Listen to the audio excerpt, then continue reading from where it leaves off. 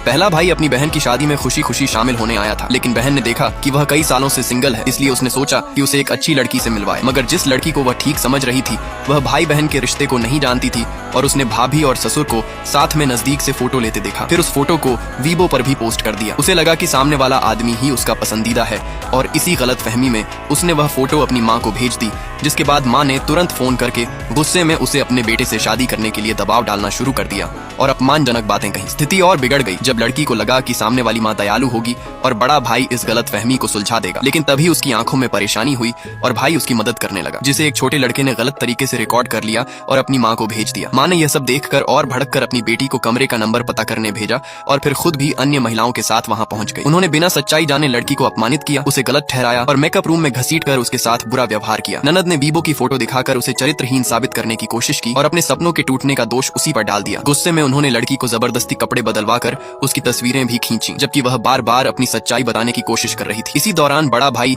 अपनी बहन की बालियां देने वहां पहुंचा, लेकिन लड़की को उसके रिश्ते पर भरोसा नहीं हुआ और उसे फिर से पकड़ा गया और मारने की कोशिश की गई। तभी भाई अंदर आया और स्थिति को देखकर चौंक गया, लेकिन वहां मौजूद लोग अब भी सच्चाई समझने के बजाय लड़की पर आरोप लगाते रहे। इसके बाद मामला और गंभीर हो गया जब लड़की पर झूठे आरोप लगाए गए कि वह अमीर आदमी के साथ संबंध बनाकर फायदा उठाना चाहती है। उसे सबके सामने बेइज्जत करने की बात होने लगी और यहाँ तक कहा गया कि वह परिवार को धोखा दे रही है। जब ब्लैक गोल्ड कार्ड और महंगे कॉन्ट्रैक्ट की बात सामने आई तो लोगों ने मान लिया कि वह गलत तरीके से यह सब हासिल कर रही है। लड़की ने बार बार अपनी सफाई दी, लेकिन किसी ने उस पर विश्वास नहीं किया। परिवार के लोग उसे धमकाने लगे, उसे कार्ड और कॉन्ट्रैक्ट छीनने की कोशिश करने लगे और उसे नीचा दिखाने का कोई मौका नहीं छोड़ा। माहौल इतना बिगड़ गया कि हिंसा तक की बात होने लगी। लड़की को यह एहसास हुआ कि जिस व्यक्ति पर वह भरोसा करती थी वह भी उसके साथ